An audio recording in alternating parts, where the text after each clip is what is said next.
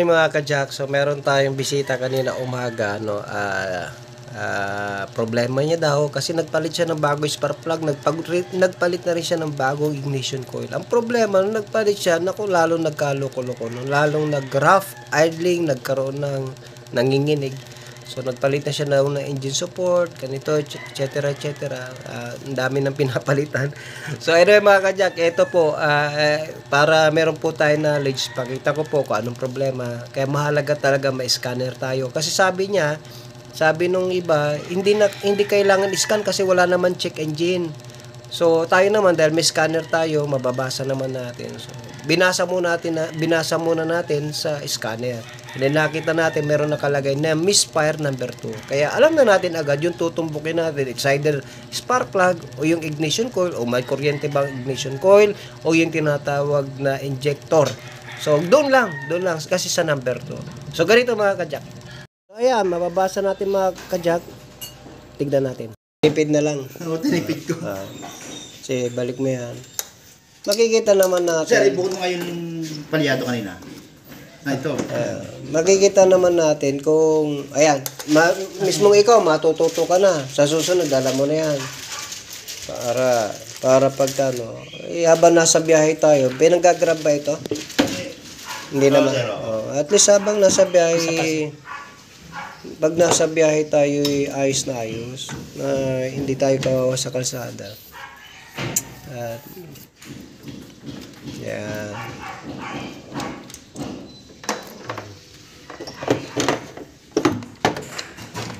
Sige. Yan. Okay. So, binalik natin yung mga luma. Kasi si Sir nagpalit ng mga bagong ignition. Balik mga sakit. Okay. Balik. Okay. Start ulit kagawad. Tag-start mukhang mas pino pa yung bago. Na-care ko yan. Mas pino pa. Taas mo nga. Paramdaman. Okay, good. Good.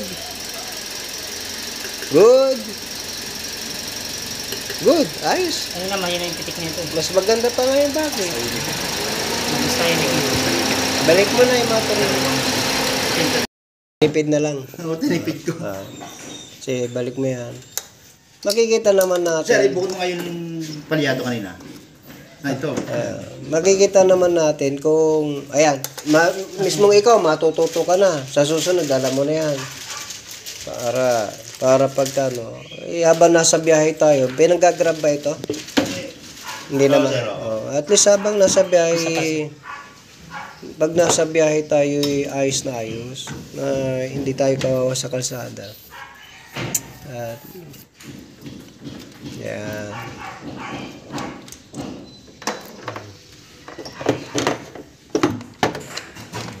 Sige.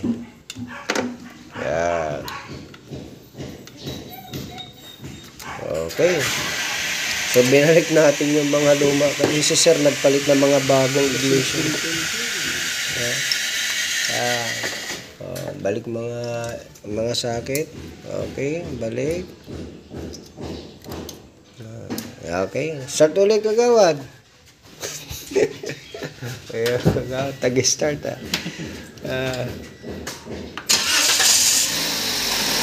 mukhang mas pino pa yung bago. Na-care ko yan. Mas pino pa. Taas mo nga. Paramdaman. Okay, good.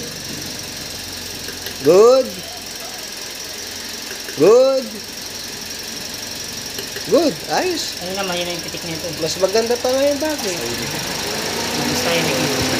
Balik mo na yung mga tinipid. Okay na, engine. So, ayan mga ka-Jack, kanina namula yan, may nabasa tayo, misfire number 2. Ngayon mga ka-Jack, chinik ko wala na. So, yung iba, mga history, kaya may nabasa tayo dyan, misfire. Kung wala naman problema yung mga kulong. So, yung kanyang isa. So, ganun lang mga ka-Jack, at least may scanner tayo, mabilis natin matrace kung ano yung problema ng sasakyan. So, i-road test na natin mga ka-Jack. Road test na tayo. Yan lang naman nakita natin yung problema na sir, no?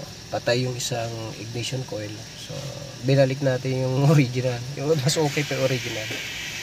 Kaya, practice tayo kung okay na. Ayan, si sir. Ganda na. Oo. Ayos. Ayos na. Okay. Biyahe na. Kanina, hindi mo nararamdaman yan. Tsaka lakas ang gasolina. Nakasagas yun. Kasi, Palyado ang isa. tuto ka na ng Yeah. parang hindi pa siya may nagagalit. Hindi pa nagagalit. Ngayon, no? Galit na galit na ngayon. Kaunting apak lang. Okay, yun lang pala yun. I-scan muna para pagka malaking bagay pag may scanner. Ganda. Oops. Tsaka umiinit ang makina kasi nga. Oo, misfire eh. Yung yung hugong Ay, normal. Oops. Tapat mo lang doon sa atin, sa tapat natin. Doon, okay na yan. Ayun, sasakyan na siya. Ayun na siya. So, mga kajak, hindi porke bago ang nilagay natin, hindi na natin itetest at kampante na tayo. Lalo na hindi naman original parts ang nilagay natin. No? So, ito, yung ating customer, nagpalit siya ng 4 na bagong ignition coil para lalong gumanda yung sasakyan niya kasi sinabi niya ilang taon na rin para sigurado siya dahil binabiyahe. Pero mga kajak, nung nagpalit siya ng tinatawag na ignition coil, kampante siya, namalag na yung sasakyan niya kung ano-ano na napalitan niya dahil nga iniisip niya bago na may ignition coil, walang problema doon. Pero mga kajak, upon testing ng ignition coil, iyon ang may problema. So ganon, kahit na bago ang ilalagay natin, make sure, i-check pa rin natin kung okay ba yung ating mga bagong parts na inilalagay. So yun lang mga kajak, Jack of all trades auto care, a shop that cares for your car.